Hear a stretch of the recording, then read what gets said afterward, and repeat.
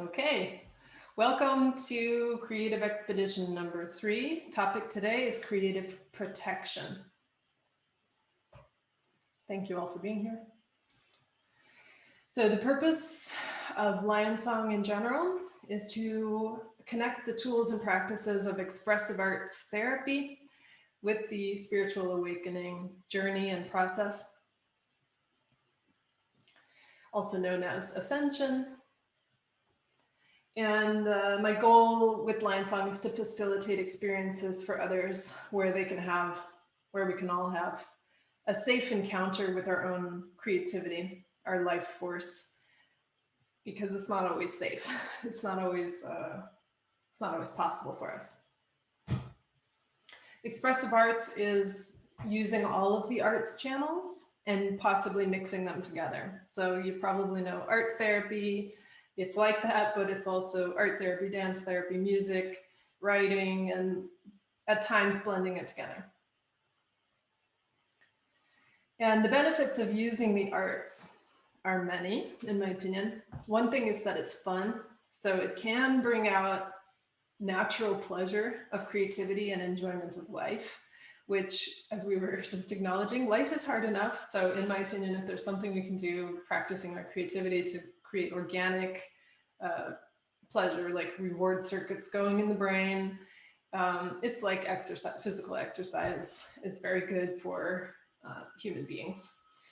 And making art, when you're doing it intentionally for healing and part of the spiritual journey, is really good for externalizing those things that are a bit too close to us and a bit too in us for us to really get a hold on it. So especially those kind of trauma spaces or those stuck spaces, when we can use the arts to get them out, make them bigger, turn them into a bigger signal, translate them into some kind of medium, that helps us get an understanding of what are we working with, what are we looking at.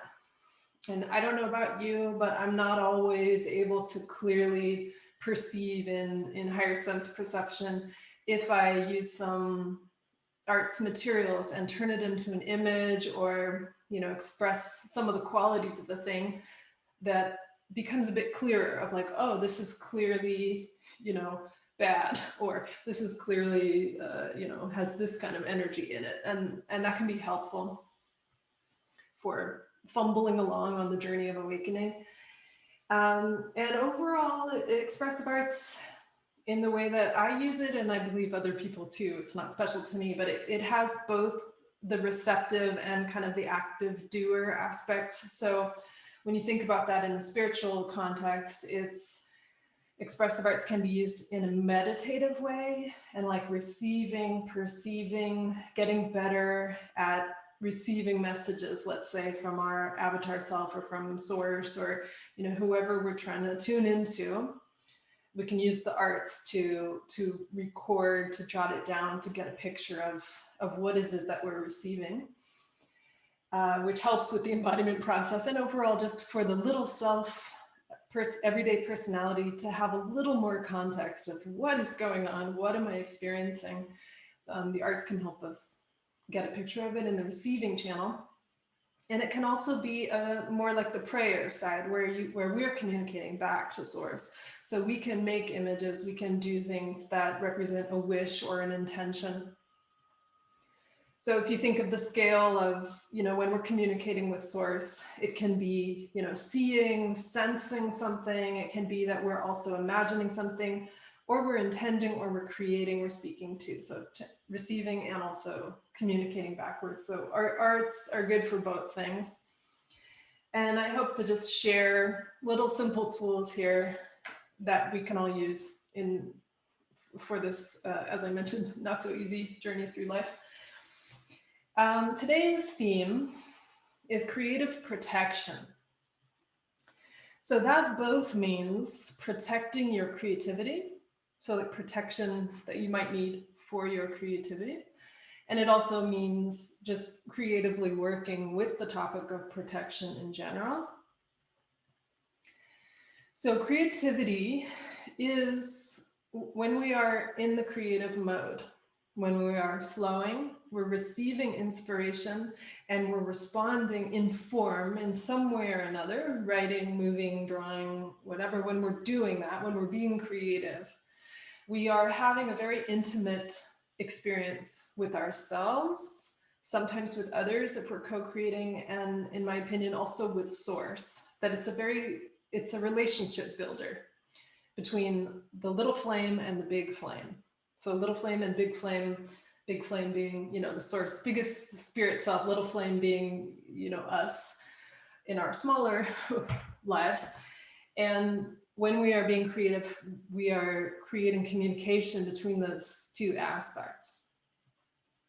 Especially when we're in the flow state and we're, in a communion kind of mode. You can, studies have been done on the brainwave states. It's very similar to meditation and prayer. And it's strengthening to us. So I believe just the practice of using your creativity is strengthening a relationship with source.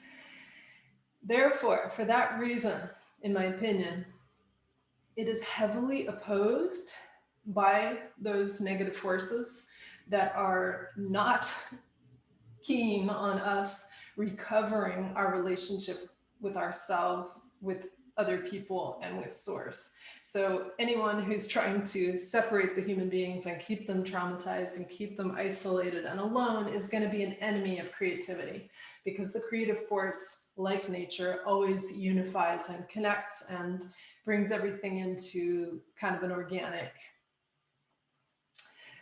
patterning. So there's opposition to creativity, to just using your own creativity in your own private time. There's opposition to it. And this I talked about in the first session. This is the Creative Misery program. I'm borrowing that language from Lisa Renee, obviously, and just flipping it to focus on the creative aspect. And there are basically different types of opposition that we have to encounter when we try to use our creativity in an authentic way. I mentioned them before, but they're worth remembering.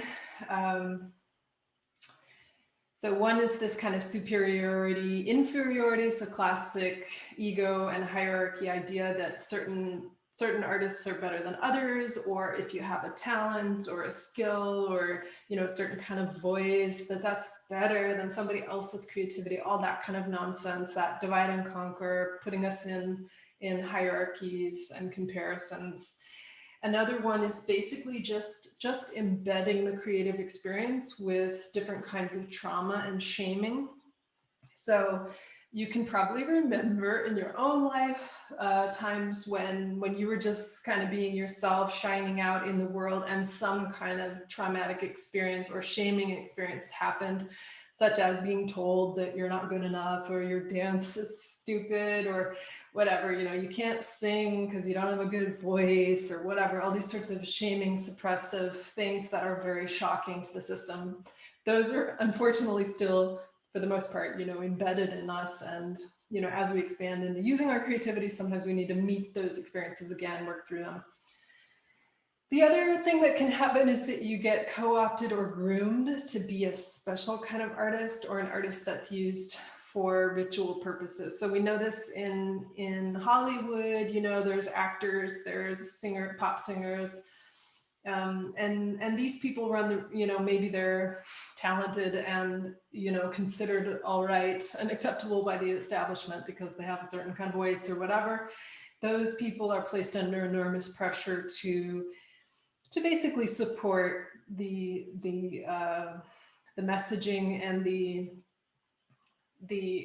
religious, I want to say, or the icons that the negatives want to be reinforced. So that's also because the arts are so powerful, they can be co-opted and used for propaganda, for religious icons, and so on. So you all know this, I'm just bringing it in to think about that, there are things that are in the way of us being sovereign creatives.